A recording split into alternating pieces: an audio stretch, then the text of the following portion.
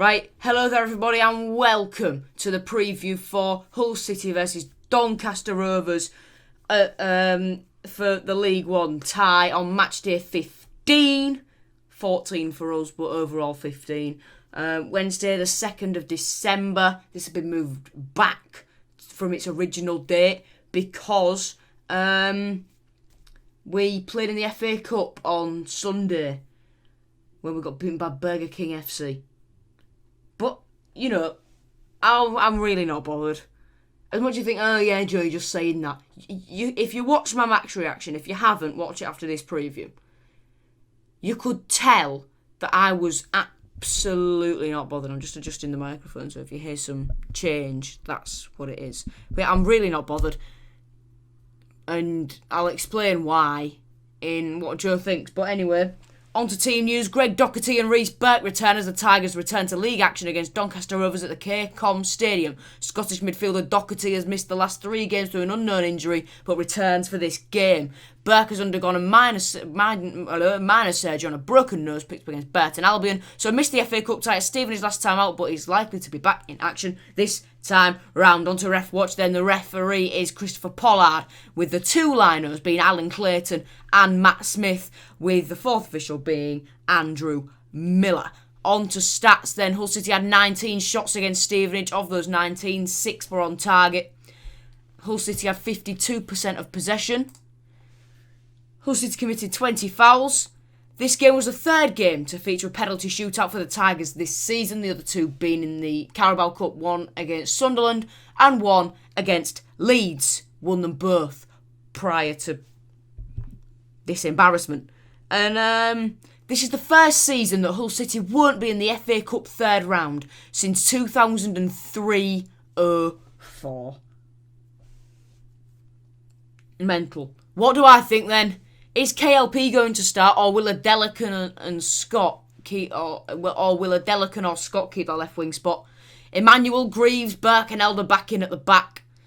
Embarrassing to be out of the FA Cup to Stevenage, but I'd rather be knocked out of the FA Cup than I would miss out on promotion. And we'll sell Device for £3 in an advent calendar. There's been a lot of disgruntlement, a lot across the Hull City fans for some individual performances, Device being one of them. I wasn't paying too much attention to the game, so I couldn't tell you what it was like, but he came off injured and apparently he don't want to leave. I personally think that's a load of lies from Grant McCann, because if you're not playing, you're going to be a bit unhappy. Apparently he's happy at City and understands that the rest of the Greaves and Alfie Jones are in great form, but he's still harmonious, he's still coming in every day being his normal self, but I find it hard to believe that he's 100% happy being, not even being in the squad every week. On to head-to-head battles then. Midfield battle between George Honeyman and Ben Whiteman. Ben Whiteman, the Doncaster captain, scored a lot of goals recently, I believe scored in their last league game against, I think it was Blackpool. Was it Blackpool? Yeah, it was Blackpool. Scored the 3-2 win there. I think he did anyway. And scored 2 goals against Carlisle as they won in the FA Cup. But, then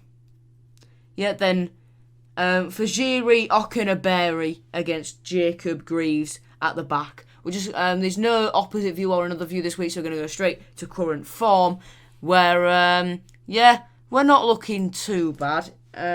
Obviously, the loss against Stevenage is the sore thumb amongst a very healthy set of fingers. But, whatever. Doncaster, for their game furthest up the pyramid there, well, not the pyramid, the tower, I couldn't fit of on the rest of that graphic. So it's just FC United Manchester, but it's FC United and Manchester who lost 5-1 to Doncaster. Then Doncaster lost 2-1 to Wolves under 21s. Drew 1-0 with Sunderland, beat Blackpool 3-2, and beat Carlisle United 2-1 at the weekend. As for us, 5 wins in the last 6. I think if we extend the form guide a little bit further back, it's more than that. But Stevenage, disappointing. We got the draw in normal time. There was no goals in extra time, but we lost 6-5 on penalties. Onto the league table then, not much has changed from the last time. There's been a few games. of teams that have been knocked out of the FA Cup. So Fleetwood and Sunderland played. The draw between those two sides got Phil Parkinson, former Hull City boss, was at Sunderland. I say was because it got him sacked. So Lincoln, Portsmouth and Ipswich dropped down the table. Us and Peterborough still sitting pretty. Us top two teams are out of the FA Cup now. Peterborough lost to Chorley at the weekend, and the absolute bitterness in their tweet saying, I think it was like fair play Chorley or whatever, their admin was so bitter. So bitter. A few changes at the bottom end of the table as well, because Oxford played and Swindon played, and a couple of alterations in the bottom. And I think you could call it the bottom 10 or bottom 8, bottom 10. Papa John's Trophy, that is this time next week. This time next week, you're watching this preview, will be close to kicking off against Crewe at the K-Com in the knockout stages. Carabao Cup and FA Cup, don't care about them anymore. We just need to forget that the FA Cup ever happened. We'll take the win against Fleetwood, but we'll forget the Stevenage game ever happened. On to Around the Grounds then on League One Matchday 15. On the Tuesday games, these are happening today as this preview goes out. AFC Wimbledon face Peterborough United. Blackpool face Portsmouth. Crewe Alexandra face Swindon. Lincoln welcome Wigan to Sincil Bank. Oxford United face Ipswich. Sunderland welcome Burton Albion to the Stadium of Light. I'm not sure if they'll have a new manager by the time this goes out. I know there's a few rumours about John O'Shea, and Eddie Howe is 20-1 to get that job. That isn't going to happen, I don't think, and if it does, it's mental, because why would Eddie Howe do that? But you don't know when he's going to get a gig back in management. I think you've seen it as well this season in the Premier League with Sean Dyche. He's gone a season too much, gone a season too far, and I think Eddie Howe did that last season with Bournemouth. He took them as far as they can go, and now they're in the Championship again. That's what's going to happen with Burnley. Dyche should have got out. As much as they've got the takeover rumours, you can't do much in January.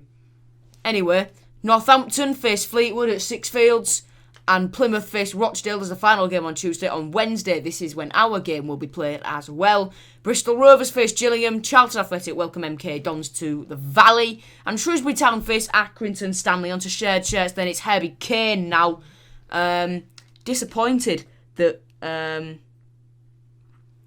he got injured against Middlesbrough for us, because I'm pretty sure with him in the team we could have put a little bit more of a fight to stay up. I think we'd have still gone down regardless, but with a little bit more fight. And if he hadn't have got injured, I could maybe have seen us signing him in the summer, maybe over Greg Docherty, which is odd, because Docherty's been brilliant in my eyes. But yeah, Kane played for Doncaster before he played for us, so he was under Grant McCann's management at Doncaster for the 2018-19 season on loan from Liverpool. 38 appearances, 4 goals for us. He joined us in January of 2020, so January this year, and in 7 games scored twice and then got injured against Middlesbrough after scoring a brilliant free kick, and I wanted to end it. I didn't. It was very depressing though. So yeah, he was on loan at both clubs from Liverpool. He's now left Liverpool permanently and is now at Barnsley. Interesting. Anyway, on to my predicted 11 now. Then it's Matt Ingram in goal, back 4 of Josh Emmanuel, Reece Burke, Jacob Greaves and Callum Elder. By the way, do you like the little cut-out player images which I've gone for now? Let me know. Richie Smallwood, the captain, in the middle with George Honeyman and the returning Greg Docherty. Mallik Wilks on the right. Keane Lewis Potter comes in on the left. And Josh McGuinness leads the line. That's the team in pictures. It's a good side. Onto the bench, it's George Long, Louis Coyle, Tom Eaves, James Scott, Alfie Jones, Hakiba Delican and Regan Slater. That's the team in picture form. That's the team on the pitch. It's a good side.